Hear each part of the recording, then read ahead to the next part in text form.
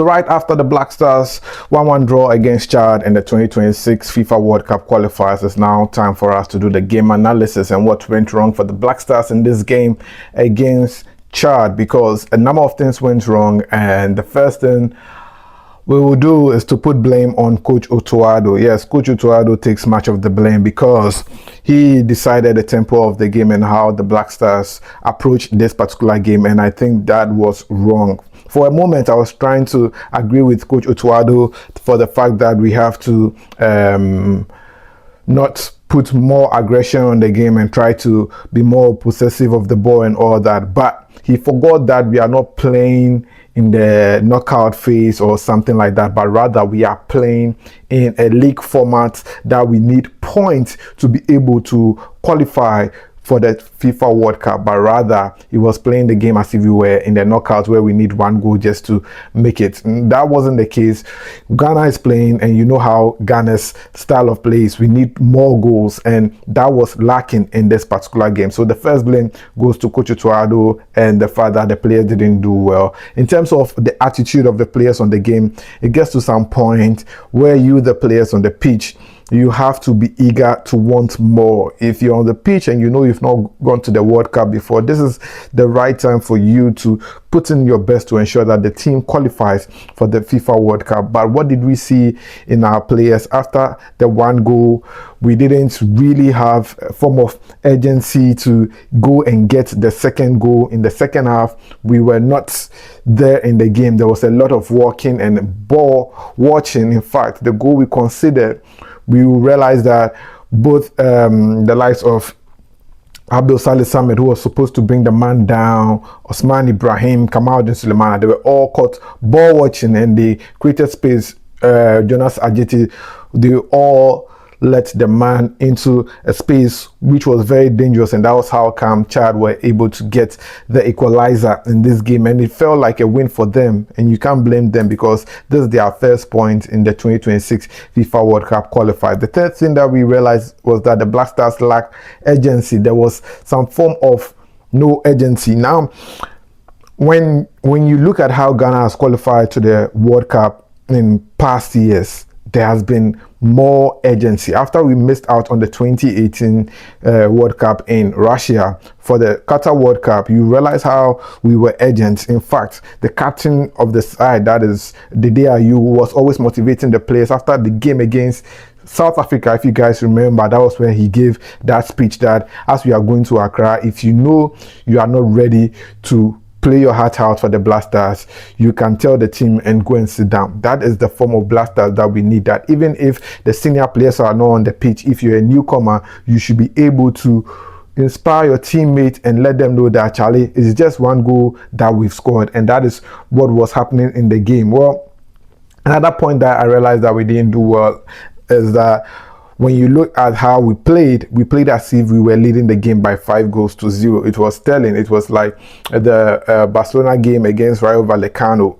Like, we were playing as if we had scored 2 or more goals. We were leading by a 2-goal or 3-goal margin, but rather we were leading by a 1-goal margin. The kind of style the players were passing the ball and all that, it didn't give a good attitude of them on the pitch. So that is another thing that I realized about how the Black Stars players played and how come we didn't do much to get the 3 points in the game. Now, when you come to the midfield aspect, the Black Stars midfield was lacking a lot. We needed a progressor, a player who was more aggressive. Coach Otto Addo put 2 players there who, for some time in the game, did the job up to some point. But after the first half, we kind of needed players who will bring more stability and who will be able to progress the ball in the game for us. You have the likes of Ibrahim Sulemana in defense, the midfielder who plays in the Italian Serie A. We didn't bring him on. We still kept with Elisha Owusu and Abdul Saleh Samed, which according to some people, they don't progress the ball. They like to pass the ball sideways and move backwards.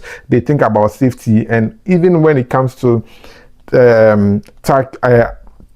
contributing to winning the balls, they didn't do much of that in the game, and that is what I think accounted to our draw in this particular game. Now, Otto Addo, it seems like Otto Addo likes to put pressure on himself, because this is the game that we could have killed the game in the first half if he had put more pressure on the team so that they would get the second and third goal. Now we are going to the game against Mali. We don't know how it's going to pan out because Mali are wounded. They want to go to the World Cup. And now look at how we are playing in their game against Comoros. If Mali is able to win, it will be good for us. If they are able to draw, to the best bet for the Mali Comoros game is to get a draw in that particular game. So Coach Otto Addo likes to put pressure on himself, and this is not good. When you look at how he qualified Ghana for the 2022 World Cup, we didn't win a game after he came. We drew against Nigeria and went on to draw against them in a 1-1 at the MKO Abiola Stadium in Abuja. It doesn't tell well of the Black Stars at all, and we have to improve. This style of play is not good, and I've heard different commentaries about how Coach Otto Addo is not good, a good coach and all that. He has to really improve. Now, another thing that I realized about the Black Stars is that, well, we missed a lot of chances and failed to create chances in this game. You realize that whenever we get into the attacking third of the game, then our players relax. It's like, as I said, we're leading by 5-0. So they didn't put much effort into the game, and that was really what cost us in this game. If they had taken their chances very well, Antoine Semenyo had chances that were begging to get a goal, but that wasn't really put to good use. Again, there were times that our players would go forward when we had a counter attack, then they'll go and rest the ball and try to possess the ball. I don't know the style of play we were playing, and there's no indicator of how the Black Stars play up to now. There's no blueprint of how the Black Stars plays, and that is one big worry for most sports fans in the country. Now, another thing that I realized in the game is that Chad grew in confidence in this particular game against the Black Stars. After the first half, the second half, the Chadians